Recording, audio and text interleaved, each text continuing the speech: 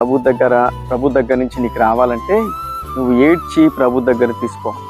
సరేసన్న గారు కొత్తగా సేవలోకి వచ్చేటప్పుడు ఇంట్లో తలుపు వేసుకొని మోకరించి ప్రార్థన చేస్తూ ఉన్నాడంట. ఆయన ప్రార్థన చేసేటప్పుడు 2 చెంపల నుండి కన్నీట్లు బొట్లు కింద పడతా ఉన్నాయంట. భయంకరంగా ఏడుస్తూ భయంకరంగా రోధిస్తూ, అయ్యా శాపకరమైన కుటుంబంలో నేను పుట్టాను, ఈ శాపకరమైంది నా కుటుంబంలోంచి తొలగించి నన్ను లేవనెత్తితే నేను నీ నామమును గూర్చి ప్రకటిస్తాను, నిన్ను గూర్చి అందరికీ తెలియజేస్తానని మరి బోర్న విలపిస్తూ ఏడుస్తూ మరి కన్నీరు కారుస్తూ ఉన్నాడు. ఆయన ఎక్కువసేపు మోకాళ్ళ మీద ఉండలేక కిందకి చేతులు ఆంచాడు.